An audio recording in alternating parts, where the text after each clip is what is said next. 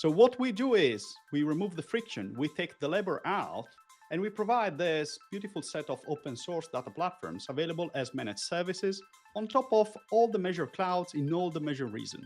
We learn the hard way how to manage Postgres, how to manage Apache Kafka, how to manage MySQL, how to manage OpenSearch, because we needed the same tools to run our Aiven platform. So we know for sure that the service that we are offering to you, were, a really amazing SLA of 99.99%, we trust in the service because if that Kafka doesn't work, Aiven doesn't work. So we had to battle test all the services that we provide on ourselves first before offering to clients.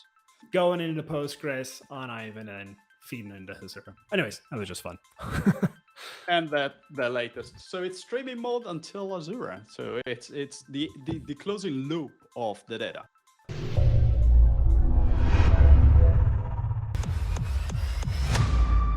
Well, hello everybody, and welcome back to another Data and API show. It is great having you all back. You have noticed we've had a couple of breaks here in the holiday season, but we got more content coming. We're not stopping with the data story train inside of Hasura. Today, I'm actually really excited to be joined by Francesco from Aiven. Aiven, spelled A-I-V-E-N. Aiven is a pronunciation. I have verified, double-checked. That is the pronunciation we're going to go with. But we're going to be looking at all things about Aiven as a platform, as a service provider, some of the stuff the open source team there is doing, and really how to use that, integrate that, and why you would want to do that with Hasura itself. But I'm going to actually let Francesco explain it to us himself. So Francesco, why don't you give us sort of a quick rundown, who you are, what you do, and we'll get this thing going. Yeah, well, thanks, Jesse, for having me in the show. It's really, really good to be here.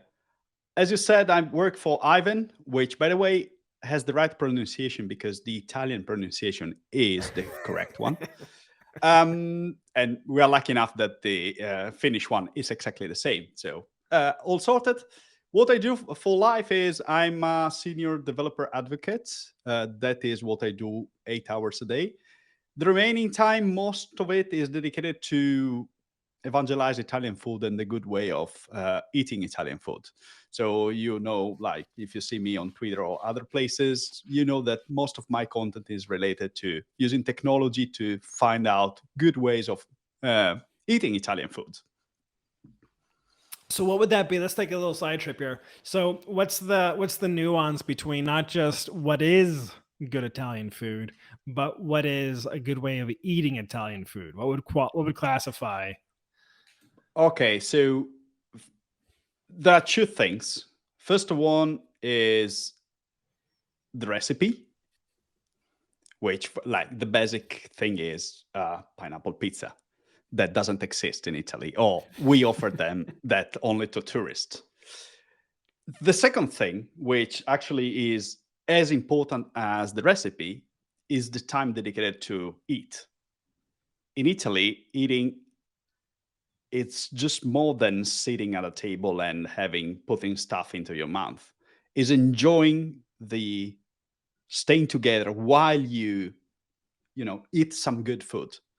So those two parts are really one as important as the other, because you cannot really enjoy the food if you don't dedicate good quality time to it.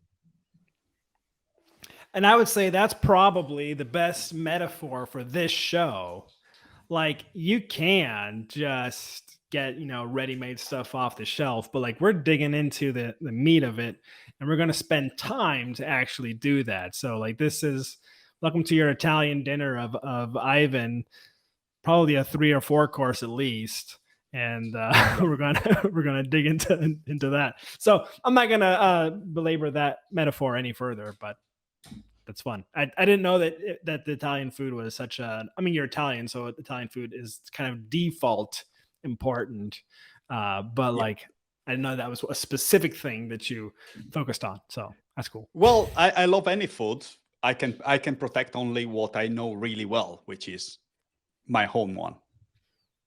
Okay. That is fair. Is the so we have an Italian pizza here in Germany that I enjoy. I need to find out how like authentic this is. So frutti di mare, like fruit of the sea pizza. Is that actually a thing? Is that a legit pizza, or Yeah, is yeah, that that's also valid. That's valid. Yeah. okay? Is that like more of a South thing, or is that like generically okay? Possibly, yes, but you can find it everywhere. It's not something that we don't provide in the north and people in the south provide. It's common across all Italy. Okay. Well, fun side shout out. I have a 20-part video series on creating a food delivery platform with Hasura. So that was not actually intended to be any kind of segue, but for those that are curious, look up on YouTube the food delivery platform with Hasura, and you'll see a lot of my face more than you really wanted to. So very good. So yeah, so Aiven, and tell us a little bit about what Aiven actually is then as a product. So the mission of Aiven is to make developers' life easier. We do that by removing a lot of friction when it comes to store data and to retrieve data. So how we do it is that we want to help developers be successful with open source tools, because we believe that you shouldn't be locked by a vendor. You should be free of your destiny. And with open source, you have the ability to do that with the data because, for example, Postgres, you can run it with us, but you can run it also yourself. You should have the freedom to choose what we offer regarding managed data services, because we offer a good service. But if you're not, you're free to go elsewhere. So what we do is we remove the friction, we take the labor out, and we provide this beautiful set of open source data platforms available as managed services on top of all the measure clouds in all the measure regions. When we do that, we basically want to provide the best services possible. And we learn the hard way how to manage Postgres, how to manage Apache Kafka, how to manage MySQL, how to manage OpenSearch, because we needed the same tools to run our Aiven platform. So we know for sure that the service that we are offering to you with, a really amazing SLA of 99.99%, we trust in the service, because if that Kafka doesn't work, Aiven doesn't work. So we had to battle test all the services that we provide on ourselves first before offering to clients. So this means that before we release a service, before we release a new version, we have an extensive test that what we are releasing is super stable, it's working, and you don't have to care about it. You just, as we will see later, with a couple of clicks, you create the service. We take care about, the service being always up and running. If you create a cluster, if a node is misbehaving, we detect that. We do automatic node replacement. We do automatic backups. And one last thing, since we are talking about open source tools, for Postgres, for example, you could use your favorite backup tool to create another external backup if you want. That's the beauty of combining a managed service and open source tools. You have the freedom of using your own tools for whatever reason you want, and at the same time, not having to care about most of the problems of complex data infrastructure like a Postgres database or a Kafka cluster. That sounds like a really good offering. Should we just? I think the best way, because it's such a complete and complex platform—not complex, but complete platform. It has so many different parts you can go to depending on what you're wanting to build. I'd say probably the best thing to do is just dig right in and have a look at the actual code itself, and that'll probably spur some more questions as we go along. Yeah, absolutely. Happy to do it. Gonna put your screen here up on stage. All right. Yeah, we're up. Okay, let's start with what we are seeing now. This is the Aiven console. is a web UI that allows you to manage all your data infrastructure that you have with Aiven. With a web UI, you can see that I'm running a project. I'm running my services under a project called Dev Advocates. You can have multiple projects. You can have multiple teams. You can have various level of interactions of people with the Aiven projects themselves. So you can decide, I want a project for my analytics department, another project for another department. You can divide it in pieces as much as you want. Once you do this like formal division of your like data assets or technology assets, then you start creating them within our console. What you see here is I pre-created for this show a couple of services. One is a Postgres service, and another one is a Kafka service. As you can see here, the sizes of the service are different, and we will dig a little bit more into this later. And also, I can specify which cloud I want the service to be used. And any cloud, any service can be in a different cloud. Let's try to create a service now. So first of all, what kind of service do you want? As I said, we offer a lot of open source solutions. So do you want Apache Kafka? Do you want Postgres? Do you want MySQL? OpenSearch, Cassandra, Redis, Influx, Grafana, M3, ClickHouse, and Flink, which are in the beta stage still. So you can select one of those. Let's stick to Postgres. You can select version 14, or you can go back a little bit if needed. Then, once you selected which kind of tool you want, it's time to say where you want to place it. And as we said before, we offer our services across a lot of different clouds. So you can say, oh, okay, I have existing relationship with Google. I may want to use Google credits in order to purchase Aiven offering. We are in the Google Marketplace. So there are various methods for which you can use our services on top of the various clouds, and also use Aiven together with your existing partnership with one of the cloud vendors if needed. So let's say that we are okay with Google. We can select the region that Google offers. Let's say we want to stick to Europe. We want to go to Australia. We want to go to North America, plenty of options. Let's say we want to stay in Europe. The next and last phase is that we need to decide what is the size of our service. So let's say I can start with an OBIST plan, which is the bare minimum. The OBIST plan is just one node, and the node has one CPU, 2 GB of RAM, 8 GB of storage, and we do the backups for disaster recovery. But that's the minimal amount. When you want to start being serious, maybe you want to go to a startup plan, but it still has only one node. Gets interesting when you start approaching the business plans, because in the business plans, what you have is a high availability pair. So you don't have only one node, you have a read-only replica. And we keep that in sync, and those two nodes are placed in the region that you selected. And if the region has multiple availability zones, the Aiven technology is smart enough to never put two nodes in the same availability zone. So even if a complete availability zone within a cloud region goes down, you still have a node surviving. And how does Aiven handle the syncing between those regions? There is a replication logic that we use, depending on that's always depending on the technology that you choose. For Kafka, for example, it's a cluster, so there is replication built in the tool. For Postgres, there is, I believe, logical replication that handles the replication, like read replicas and things. Yeah, exactly. And we will see a little bit of this later.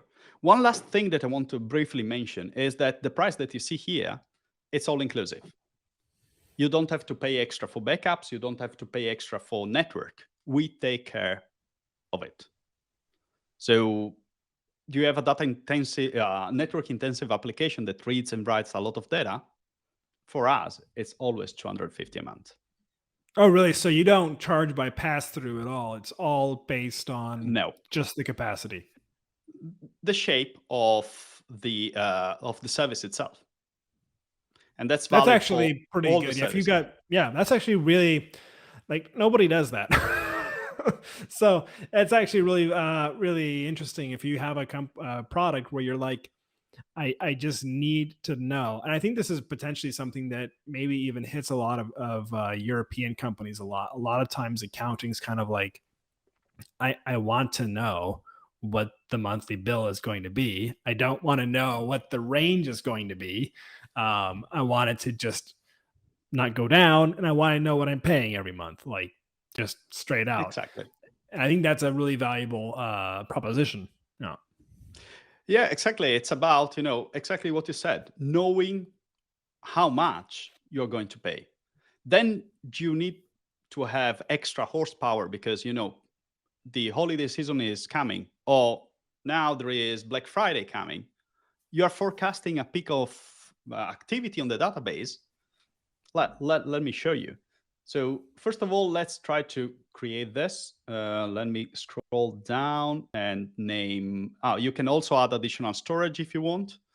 And you can add it, remove, and change the additional storage while the system is live. Let me create the service. This will take a couple of minutes to come up. But in the meantime, let me go back to my old service, the one that I prepared before. Like in a cooking show we were talking about before, like in a cooking show, I prepared my ingredients. So this is the service that I created before. It's a business plan, so it has a couple of nodes, a primary, read-only replica. A couple of things that I wanted to say. Read-only replica, it's a read-only replica. So we give you the URL to access the read-only replica, and you can start querying. It's not a locked replica that we keep only for us. It's something that you are paying for, so you can actually use as a read-only replica. Then you have all the parameters to connect.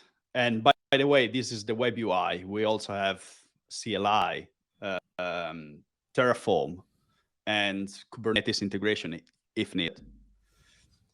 Then if you scroll down, you can start seeing a little bit more of the Aiven console, of the Aiven experience itself.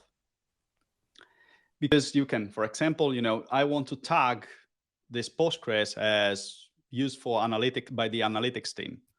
So this is very useful when you then need to reconcile, for example, the expense. You can categorize all the services depending on various tags, and then you can retrieve all this data. Check this one, termination protection. This is very useful if you're running a production database, because maybe there are other 15 administrators of your system, and one doesn't recognize your Hasura name and deletes your database. With this one, it's harder to be deleted. What does harder mean? What actually gets in the way?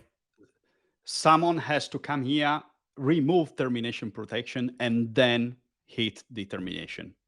So it needs to have the power to do all the steps.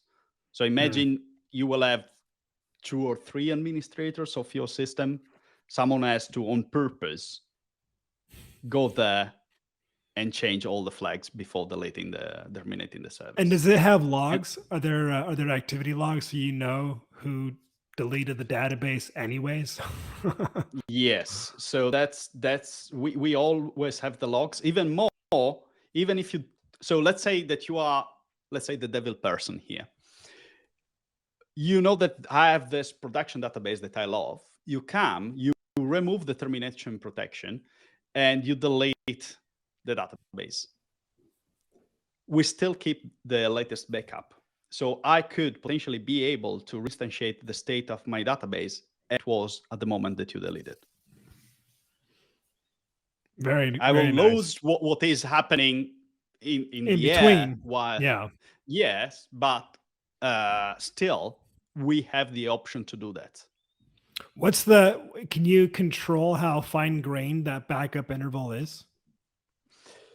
I believe we do daily backups plus we basically store the delta walls every 5 minutes. We move Okay. the wall files every 5 minutes, so you can have a point in time recovery that is almost immediate. Like I believe the maximum gap is a couple of minutes. That is actually something. That's So really let cool. me Yeah. let me show another thing that I believe it's interesting. This service now is on a business 8.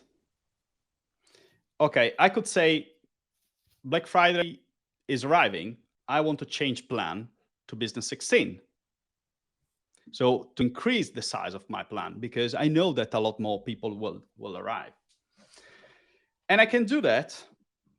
Or another thing that I could do is, it almost never happens, but could happen. My business is moving from Finland to Australia for a certain reason.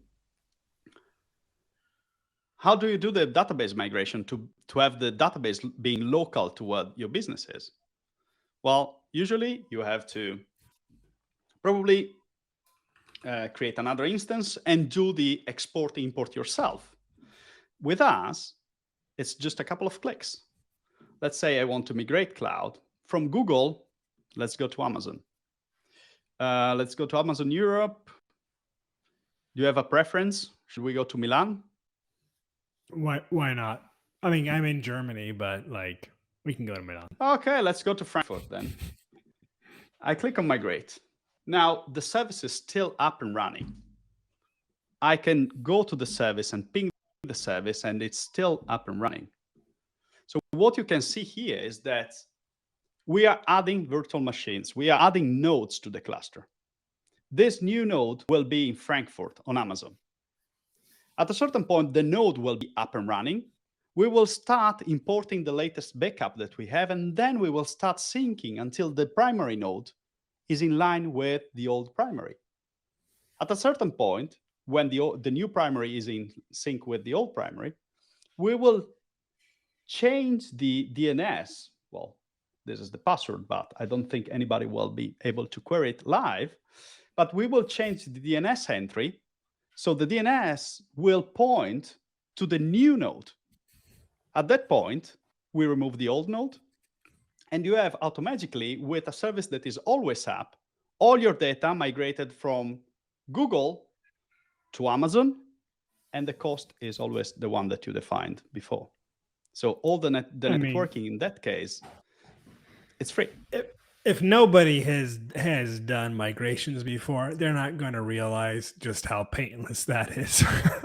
But if you've done migrations before, then you know that was not a trivial task, and that's really cool. Yeah, and that's all included. That's all included in the price. So I mean, I will also add one thing about Aiven is when I first started at Hasura, I think it was within a couple of weeks, I was supposed to put on a web workshop for some concept, and I came up with an idea that ended up being a lot more than I was technically ready to chew, because it was like a tuple style data store that I was trying to make relational. It was government data. It was terrible. But anyways, I finally got all the data downloaded, and I wanted to put it into a database.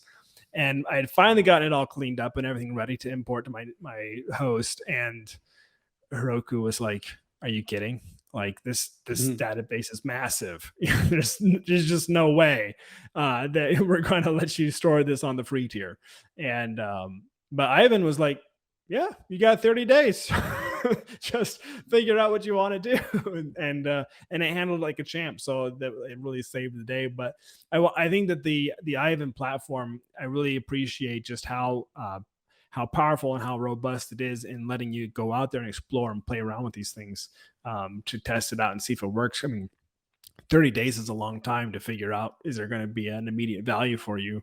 And I mean, even just some of these features, if you're in any kind of a backup space or needing to like migrate to, even just from one cloud to another, like that's huge. So really cool, really cool stuff. Yeah.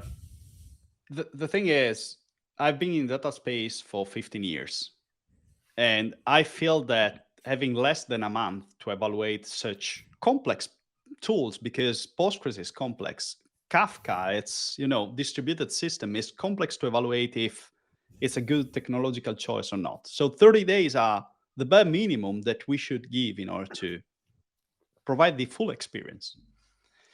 Yeah, Let because me our show you. data is seasonal, right? Our usage is Yeah, most companies have seasonality in their data that tends to flow on a monthly basis. If you're an accounting program, end of the month there's a spike, or if you're sports betting Saturdays and Sundays there's a spike, or whatever it might be. And so depending on what you're actually building, you want to have an ability to look at realistic usage over a phase of time. So I think that's very fair. Yeah. and one other thing that I believe it's worth saying is that as of now, you see me doing all things by hand, but you could set up some sort of monitoring, and maybe we will see this later, and set up threshold which says, if the average CPU for the last 2 hours is always over 80%, call this REST API and start the plan update to have a bigger plan. Mm. So you can already build some automation to, still have the notion of which plan you're using, but at the same time, have a little bit of going up or going down if there is the need. So your application actually has APIs for the management console itself, so you can actually control the platform. That's actually really powerful. Nice. Yep, exactly. So let's Can check the we status. can we go through the process? Because you were saying earlier when on offline that we have some abilities to like even limit which IPs have access to the database. Could we go through the process of connecting one of these databases to a Hasura cloud instance and getting our protected IP or our IP from cloud, and use that as a way for us to sort of get a connection first in place, and then have a look at what are some of the other platform benefits related to Aiven? Yep, absolutely.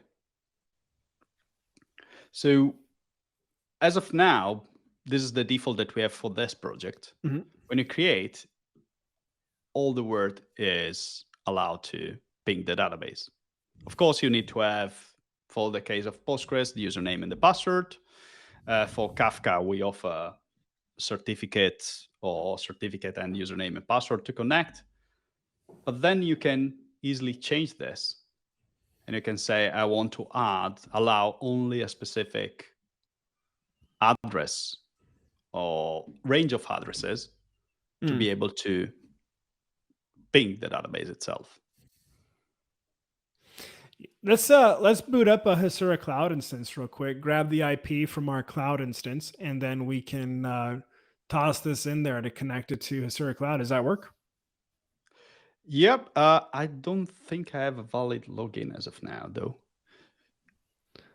Let's see if we can test it, because I think we're going to need to hop back and forth between tabs here quite a bit. Otherwise, I'd run it on my side, but I think it probably makes sense to keep it in tabs. Just going to cloud.hasura.io, our app, or io, and then using whichever auth method you want.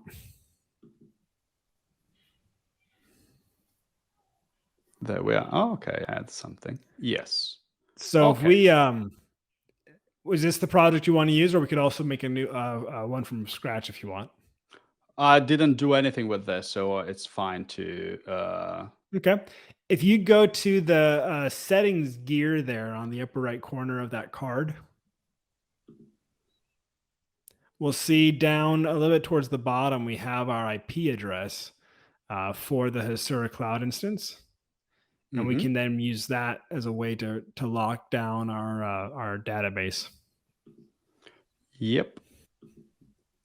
Okay. This is for Hasura.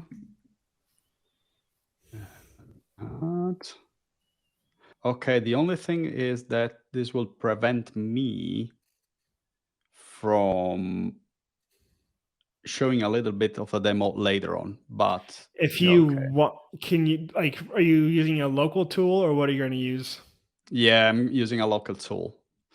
Do you want to? We can also just blur out with post production the your home IP address if you want to add that as a. Well, let's do something like this. What we can do is once we arrive to that, I can remove Open it up again. Yep. Yes, exactly.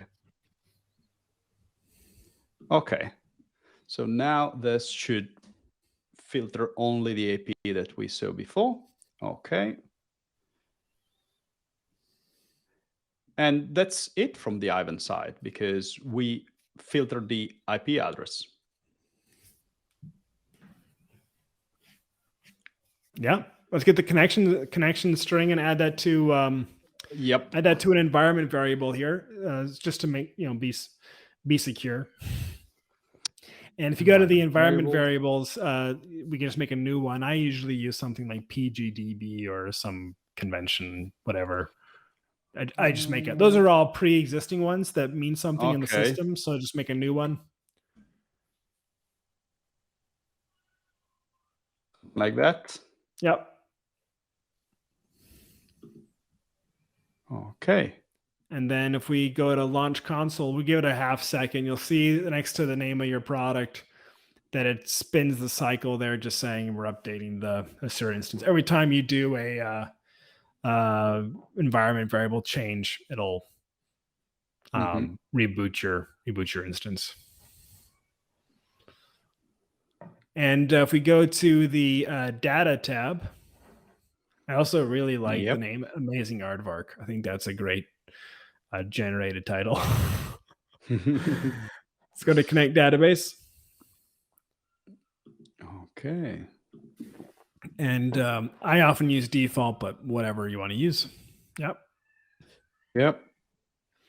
Postgres is our driver, and then we'll use environment variable on the side, and then we just type in the environment variable that we wanted. Yep. Schema. Let's actually it should pick in. It should pick in automatically, but for the extension schema. The public database is there. I just wanted to use another one. Yeah, for installing the Hasura bits. No. Hover over that message again. The name of the schema where the GraphQL engine will install database extensions, default public. With the yeah, so wherever you want to have the actual, whichever schema you want to use. Let's check if this works. And then if you go to the public schema there, yeah, view database, yeah. So is it actually empty, or are there tables in the? There's one table. Yeah. So we go and hit track on that on the button on the left side. And now we have our database inside of Hasura. Amazing. I just don't think there is data though. No, there is no data. Well, there is no data in it because that was part of what I wanted to show you later. Let me quickly add a row. So if I call Python main.py, and then we can talk about it later. Let me check. Okay, let's check if this. Does anybody start to get confused thinking that Aiven is built with Rust or something? Not yet. So should I browse records? Oh, okay. This is exactly the row that I just inserted. Measurement is 40 and the time is 1948:45. If we go back, 1948:45, and the measurement is 40. So it looks like we have the table and we have the data now. Yeah. So we should build a startup. Yeah, more or less. We are ready for it. We are ready for it, yeah. ready to scale, ready to go get some investors now. So now that we've got a database that has predictable pricing, it's ready to actually ready to scale. It's got all of the different kinds of automatic backups in place. It's robust. It's literally on a production grade, like multi-cloud ready host. We've got it connected and protected inside of Hasura.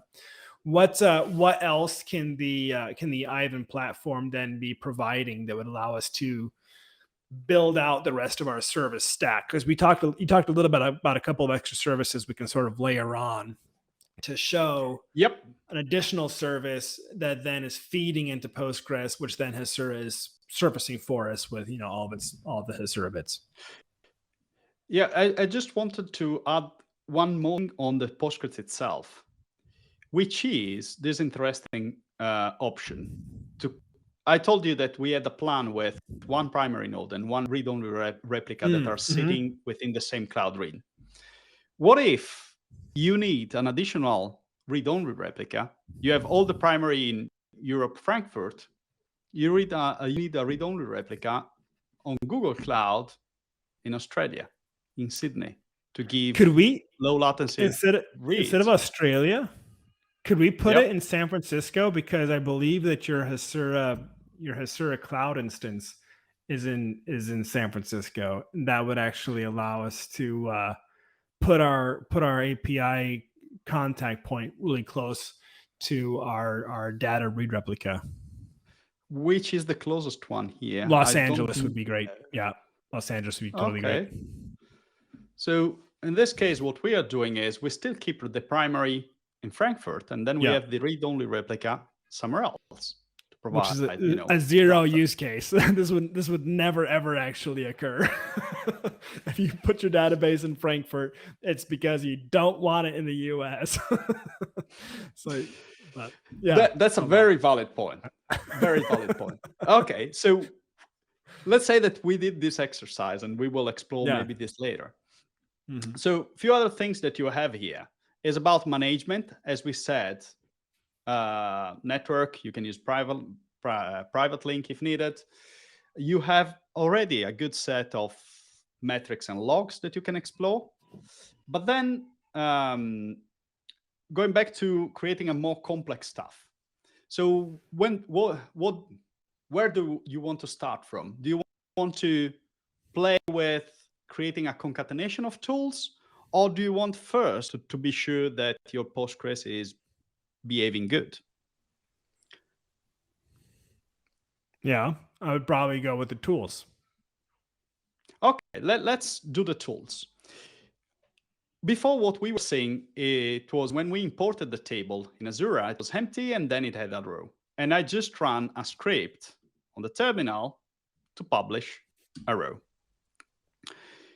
What did I run? I ran a code here, which is a Python producer for Kafka. So what this does, it pushes basically an IoT temperature measurement to a Kafka cluster, which is, by the way, the same Kafka cluster that I was showing you before. In our overview, we had Postgres and the Kafka. If we go there, we are pushing data to a topic, and this probably is the best use case for IoT devices. IoT devices, they want to push a lot of data. They don't care if a message is not reaching the endpoint, because if you measure your temperature every 5 seconds, even if you skip an heartbeat, is not a huge deal. So Kafka, it's the perfect solution for that, because you can basically fire and forget to Kafka. You can send data. If you receive an hack, is okay. If you don't receive an hack, you don't care. Or you have other mechanism of receiving hacks if needed. So if we check in Kafka, what we have is we are receiving the data into a topic. So if we fetch the messages here, we are receiving this kind of IoT measurements. And we see the IoT ID is 9, metric is temperature, measurement is 8 degrees. 953. So now we have the data in Kafka. How can we distribute it to other tools? And Postgres is, a really good tool to host this data, to make this data queryable from the end users. Well, Kafka is a mechanism to stream data from point A to point B. Together with Kafka, there is another component of Kafka, which is called Kafka Connect. Kafka Connect solves the integration problem, allows you to take the data from a technology into Kafka or from Kafka to a target technology. What I pre-built together with my Kafka instance is a connector. Well, not clicking on here, but if I edit the configuration of the connector, what this connector is doing is syncing via JDBC to a database. And the database is the Postgres database that we created before. So every time I receive a message in the Kafka topic, this connector reads the message and pushes to the Postgres database. It does some sort of transformation because, for example, let me show you. What I'm doing here is I receive the timestamp as a string, but I want in the database, the timestamp is a timestamp itself. It is a timestamp column. So I want to translate that to use the good artifacts of the database. I want to use the proper column type. And Kafka Connect allows me to do that in streaming mode. If I want to change something on, the behavior of the connector, if I want to define which is the key of every message to do the proper lookup on the Postgres side, I can do everything during the offloading phase. That's the beauty of, that's, I believe, when you start appreciating even more the beauty of Aiven, is when we are providing a really, really good service for a standalone piece like Postgres. But then when you start saying, okay, but I need Kafka for this. I need OpenSearch to do advanced text search on my logs or whatever. I need a time series database because I have requirement ABC. This is where you start seeing the power of having all the pieces there together with always the same kind of interface to start them up, shut them down, increase the size, reduce the size, always the same fixed pricing, and an easy way to interconnect all the bits. So if now, let me do one thing. Let me remove the IP restriction. The IP restriction, exactly. Otherwise, we could go in and find the IP of our Kafka service and be able to enable it, but for the sake of demo, no, that is not a problem because that connection is going through the Aiven. As of now, is going through Aiven. Okay. So that connection is not blocked. What I cannot show you is from my terminal. That I feeding now data into Kafka. Yep. So let me clean on this side. Because before you were writing data into Postgres, and now you're going to feed data into Kafka. Yep. Aiven Service CLI. I'm using the Aiven command line interface to connect to the Postgres database. And this is using pSQL in the back. Now it's, I believe, stacked with allowed IP addresses. This should go. Let me retry. Okay, that's and service connection info, and this is the name of it. Connection info. I need SQL. There we are. believe this is still blocked somehow. Okay, so let's try to do one other thing. So let's close this. Let's clear. And let's use the Hasura to run the query.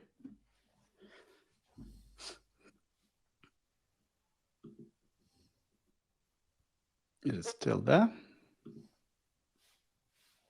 So we can go to the API Explorer to query the data.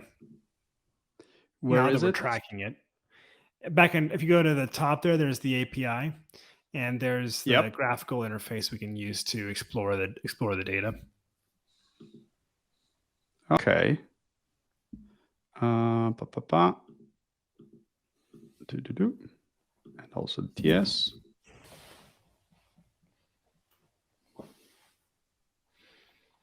I believe. That's why.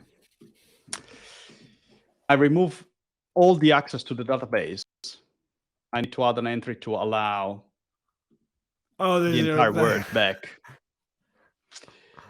Aha. Let me check again.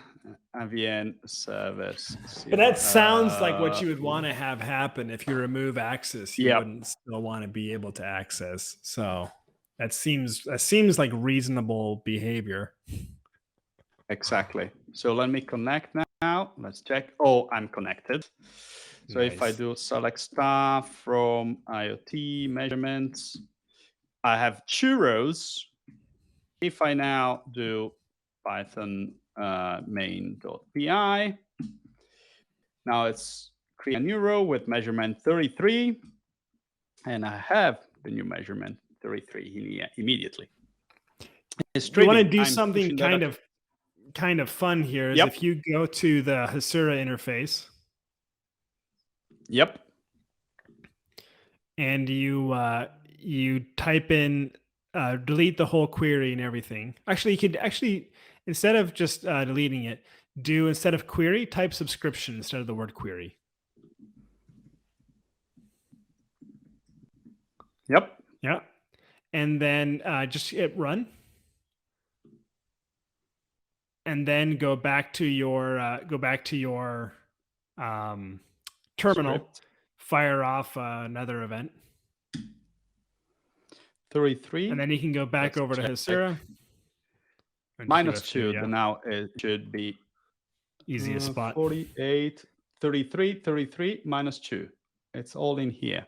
So that's kind of fun. We can see that the real-time feed from our local development is going into Postgres on Aiven and feeding into Hasura. Anyways, that was just fun. And that the latest. So it's streaming mode until Hasura. So it's the closing loop of the data. Yeah. Yeah.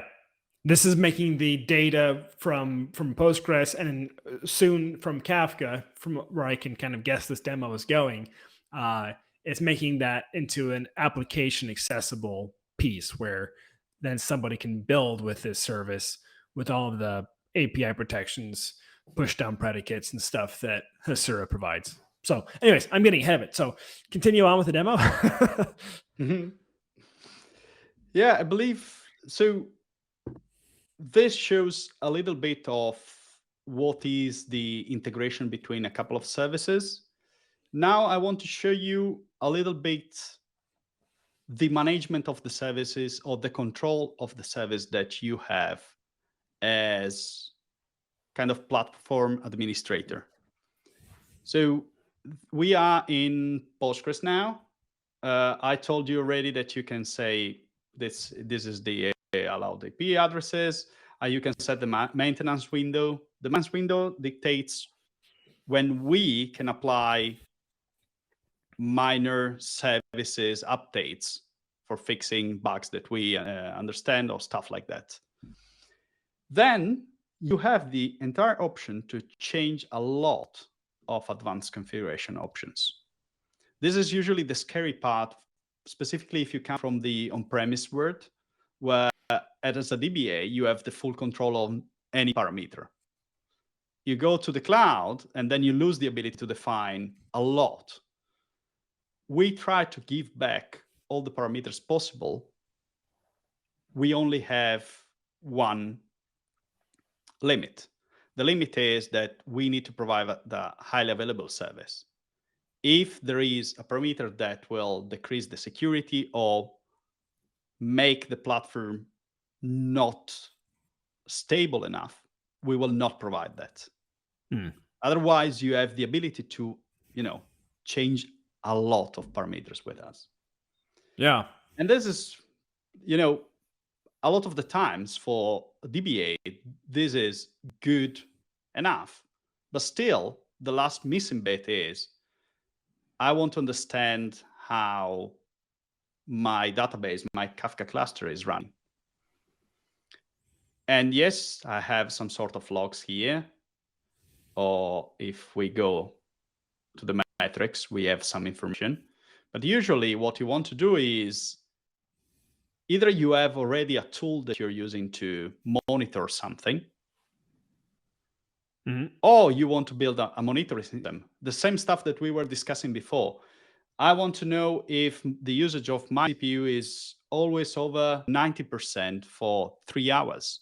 Because at that point, I may need to go to the bigger business. And let me show you now what I'm going to do is I'm going to the integration. And in the integration, you can either use external integration. Let's say you use Datadog to check your metrics. You use Amazon CloudWatch to check your metrics. You can send all the stuff in there.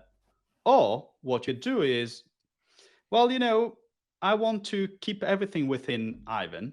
So what I want to do is store the metrics of this service into another service. So I want to send the metrics from my Postgres database into, let's take a new M3DB. It's a new version it's a new database aimed at time series data that can span horizontally as much as you want. So I do that. This is always M3DB Francesco. I locate it in Europe. I select the size, create and enable. So this will try to take all the metrics from my Postgres database and send it to M3.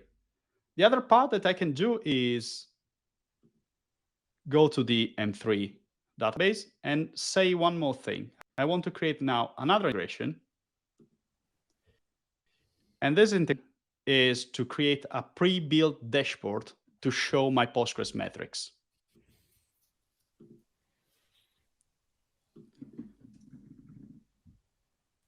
Okay, now Grafana. Let's leave this running. It will take a couple of minutes to come up. So what we are doing here is, let's filter for the Francesco stuff. We have the Postgres database. The Postgres database is sending the metrics to an M3 database, and I just create a Grafana, a visualization tool, to see the metrics, to monitor the metrics. Now, this will take a couple of minutes. As I said, we are building the monitoring system with Aiven. You can do that with external tools as well. We are not shy. We want you to succeed. We are not keeping anything of the useful information for us. You are able to, it's your data, it's your logs, it's your metrics. You're able to send it internally or externally as you wish. I mean, this is doing a lot of scaffolding behind the scenes, getting everything ready, because these will all be highly available services. And so this is something that, it's getting all the networking layers in place. It's getting all of the fallbacks. It's getting everything bootstrapped. I mean, I think everybody's happy to wait 2 to 3 minutes of watching a terminal as opposed to having to remember to flip all the right checks and boxes. So, yeah. The other thing is, I'm now flipping everything by hand. Most of the times, this is not something you do. Most of the time, you go in docs, and if you select Terraform provider, reference cook. Oh, very nice. Most of the time, you want to do something like this. You have exactly the use case that we were showing. Aiven for Postgres, send the metrics to M3DB, visualize with Grafana. You just have everything infrastructure as code. That's nice. Doing stuff on our beautiful UI, it's something that is good demo. Most of the time, people will use solutions like this. Yeah. Will script the stuff. And okay, for development purposes, 2 minutes is acceptable. For production system, it's rare to start a service. So 2 minutes are nothing for the life of a production system. For the life of a development environment, well, you can run this code, go to grab a coffee, come back from the coffee, and everything is there. So it's very, very easy. And then, as you said, it's not only creating the instance, as security, SSL, setting all the integration, setting our own monitoring system, because we want to understand before you do if a node is misbehaving, because we are able to solve a number of different problems because we experienced them a huge amount of times, and so we can solve all the most common problems. You can define, for example, for Postgres, you can use connection pooling, and we offer PG Bouncer on top of Postgres. You can already, from the web UI, you can already check there are no queries run at the moment, but you could check the current queries, the list of users that you have defined, the list of databases, and also the thing that you were asking, backups. So we have the data size of the latest backup. There are also other backups. And another interesting thing, well, I'm not sure if the code that you wrote, Jesse, yesterday did a good job. I see some data, some weird data. Let me do a fork. Same database version. Latest transaction, no, I don't think that you did a good job yesterday. Let me go back in time. Now, this, I believe, it's because we moved the database, but I usually have at least 2 weeks of backups. And I could go back in time, yesterday at, let's say, 20 is 20:00, 13 minutes ago. And these snapshots are like every 5 minutes, you were saying, like basically you've got kind of really fine-grained intervals that you're able to pick from. Yeah, exactly. You're able, I said 30 minutes ago, and now it's creating the fork for me. Again, it takes a couple of minutes, but you have the fine-grained visibility on each point in time. That is really incredible, that rollback ability, yeah. One last thing that I want to show you. Now we have our Grafana working. Mm-hmm. So I did how many clicks? 5 clicks probably in total. I now have Grafana working.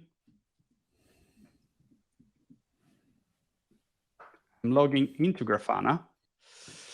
Can I browse? Yes. Oh, okay. This sounds familiar. It's the same database that we were looking before.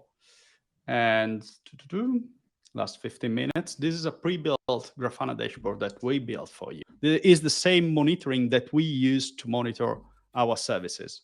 And we give it to you with a couple of clicks. You can customize this for your needs, but you have a fine-grained visibility on anything that is happening in your database. So using Aiven, you've gotten a Postgres database that's highly available. You've gotten very deep database analytics and dashboard utilities for whatever you're going to be firing at it with from the Hasura side for queries and everything else. Like that is a very complete little package there when it comes to getting an application or starting a stack for your business. That's really the core of what you need for building. That's really cool. I believe the main, so again, we want to make developer life easier.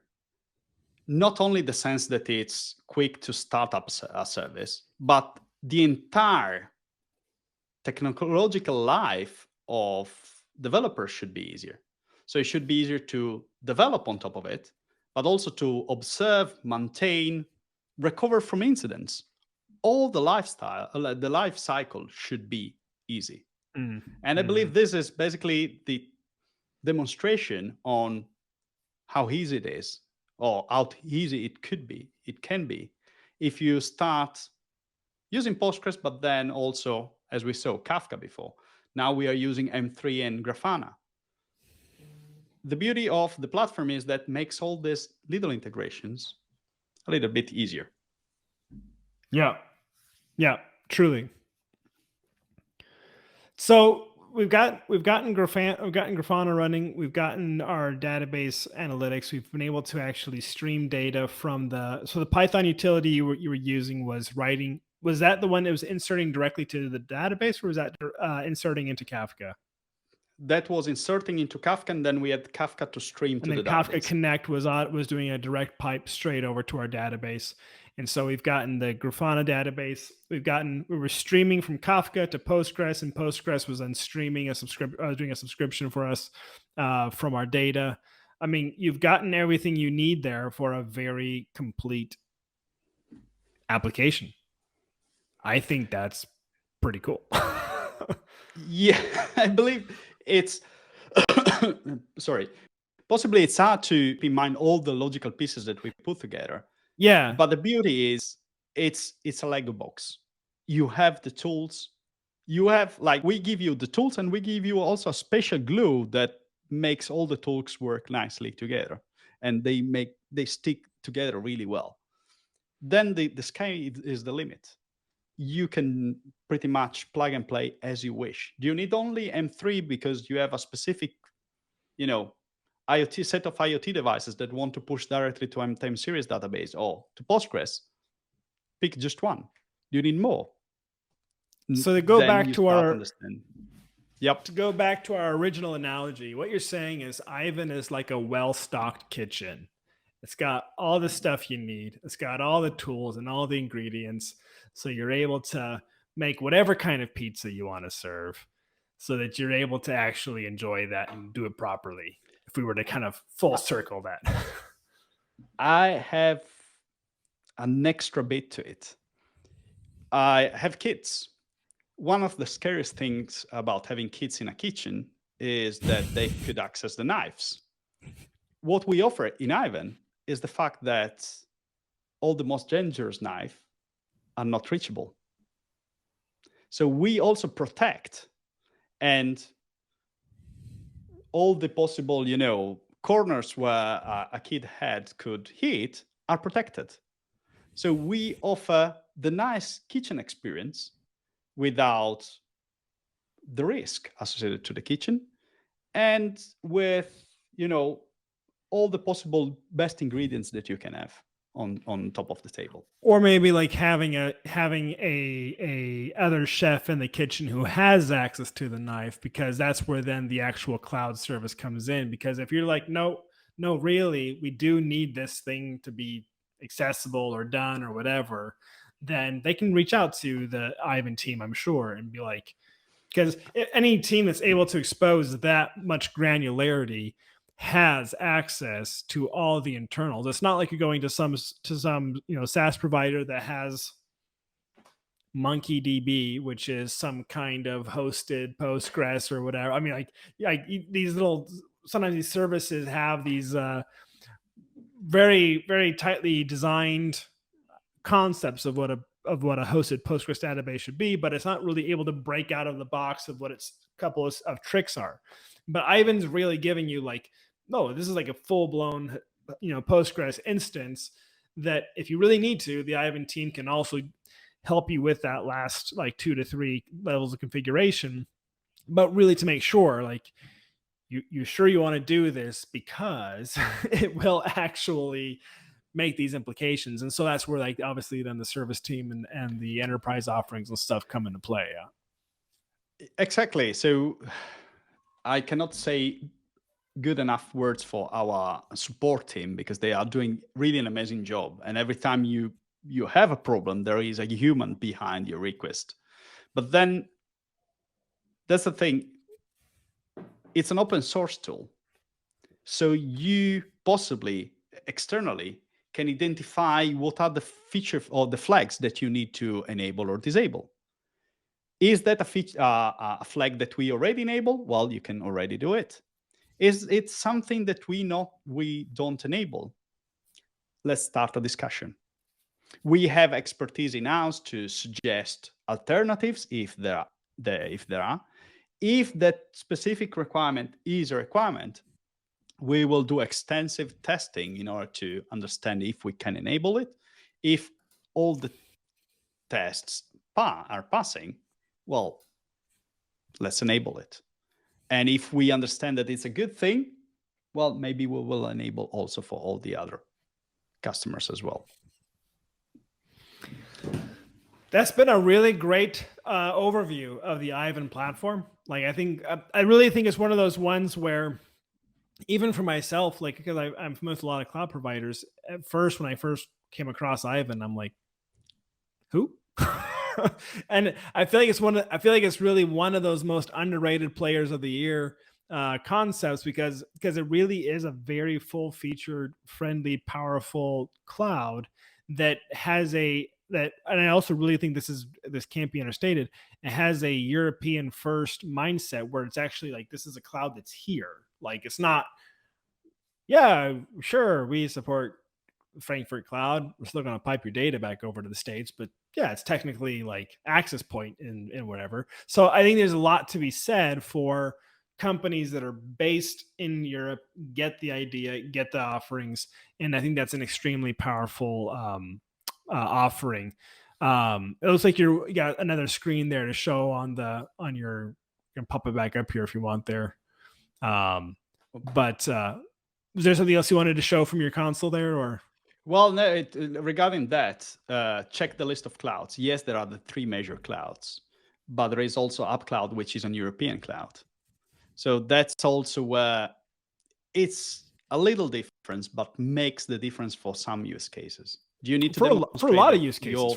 There's so many companies in this zone that need that. Like, there's, if you're, and I'm gonna go on a little European soapbox here for a second, but it's like, there are a lot of opportunities for digitization inside of the European middle business market that are waiting for the cloud readiness to be able to be conforming to stricter data laws and everything else that we have here. And so for teams and companies that get it and know how to do these transformations, using a provider like Aiven, or even then being able to work with Aiven plus UpCloud or whatever other cloud providers in this area, there is like lots of low-hanging fruit when it comes to opportunities for transforming businesses. And that kind of comes back to the Hasura piece of it too, because you're able to take strong European-based platforms. You're able to use tools like Hasura, which can be installed on any of these cloud providers as well. And then you have the ability to say, okay, we're going to go ahead and just rapidly transform a company that will like drastically change regions and entire countries of potential here, that is really waiting to take off to a level that we haven't seen really hit mainstream yet, like for the vast majority. And so yeah, I'm off of my European soapbox there, but no, well, before joining Aiven, I spent 10 years of my career installing and configuring configuring services. I've been into the route of, do you want an application now? You need to start 6 months ago because you need to provision the server. Now, with the cloud, it's there in a couple of minutes. But it's there in a couple of minutes only if you can check all the boxes that your company policies needs to check. So again, it's making developers or companies' life easier by providing those checkboxes already filled. And this is just one of the cases. Yeah. Hey, Francesco, I really appreciate you coming on the show today. This was a really great overview, and super excited to see more of our users use Aiven for what they're trying to build. And as a segue, we did tap a little bit on Kafka, but there will be another Kafka show coming up where we're going to go all deep on Kafka, and that'll be a lot of fun. But thanks again for coming on. Anything you want to leave the audience with before we sign off? Just try us. There is a $300 1 month free trial, and if that is not enough, maybe ping me and we can discuss this further. Make them a deal that you can't refuse. Exactly. All right. I'm going to sign off with that for now. And again, thanks for joining today's show. It was a bit of a longer one, but I think we got a lot of interesting pieces in there covered. And yeah, check out Aiven, check out Hasura, put them together, see what happens. We'll see you all at the next show. Have a great rest of your day. Thank you.